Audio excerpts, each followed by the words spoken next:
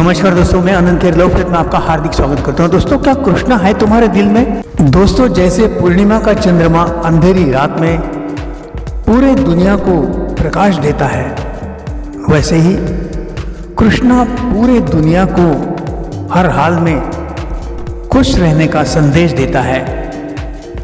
कृष्ण इस दुनिया में 5000 साल पूर्व आए थे और तभी से सबके हृदय में प्यार, सुंदरता और संस्कृति का घर बनाकर आज भी विराजमान है।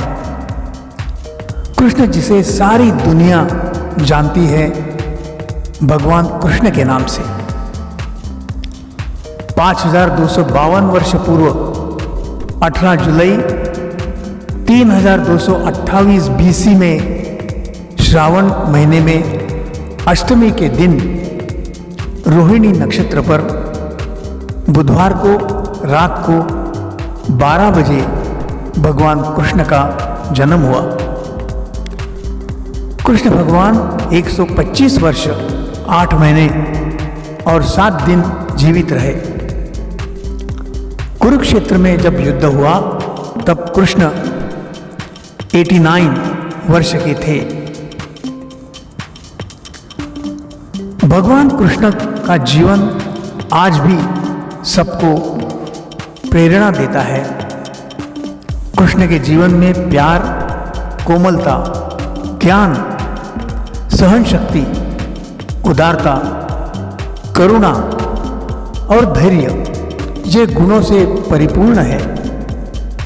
जिस व्यक्ति में ये सभी गुण है वो किसी भी परिस्थिति का सामना उसके जीवन में कर सकता है। जब गाड़ी का ड्राइवर गाड़ी रास्ते पर चलाते चलाते उतार चढ़ाव, खतरनाक मोड़, गड्ढे को संभालने के लिए गाड़ी के गियर को बदलते रहता है, ठीक उसी प्रकार कृष्ण ने बचपन से लेकर आखिरी तक कैसे खुश रहना चाहिए और अपना संपूर्ण जीवन उत्सव मनाना चाहिए ये दुनिया को सिखाया है। भगवान कृष्ण ने उनके जीवन में हरदम दुनिया को बचाने का कार्य किया है। भगवान कृष्ण सामान्य व्यक्ति के सोच के बाहर की अद्भुत शक्ति है। भगवान कृष्ण ने गोपियों के साथ जो नृत्य किया वो श्रृंगार रस था। दोस्तों के साथ जो कर्म था वो हास्य रस था। दुखी लोगों में उन्होंने जो सद्भाव प्रकट किया वो करुणा रस था। गलत लोगों के साथ जो भाव प्रकट हुआ वो रुद्र रस था।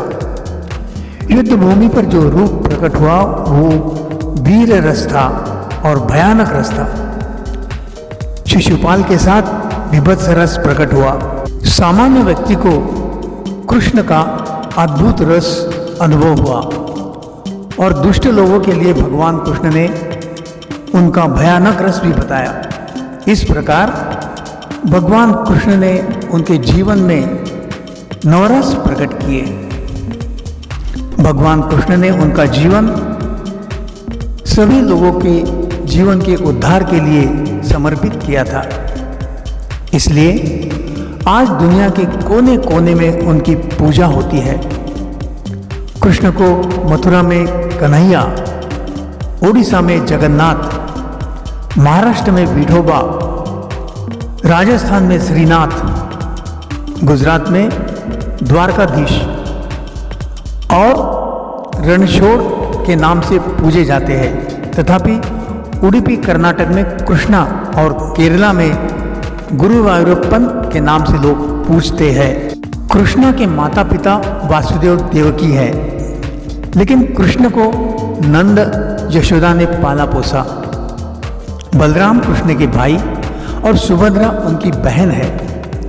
कृष्ण की पत्नियां थी रुक्मिणी, सत्यभामा, जाम्बवंती, कालिंदी, मित्रविंदा, नागानंदिती, भद्रा और लक्ष्मणा। कृष्ण ने उनके जीवन में सिर्फ 4 लोगों को मारा: पहलवान, चाणूरा, कंस, शिशुपाल और दंतवक्र। दोस्तों, भगवान कृष्ण का जीवन आसान नहीं था। उनका रंग गोरा नहीं था। उन्हें सब लोग काला चिढ़ाते थे। गोकुल में उन्हें कान्हा कहते थे। सब उनका मजाक उड़ाते थे। 9 साल की उम्र में कृष्ण गोकुल से वृंदावन चले गए। उन्होंने उम्र के 10 साल में ही उनके चाचा को मारा और उनके माता पिता को जेल से रिहा किया। कृष्ण फिर वृंदावन से द्वारका चले गए। कृष्ण ने जरासंध और वैनंथे जनजाति की मदद से हराया। उन्होंने द्वारका को नया रूप दिया।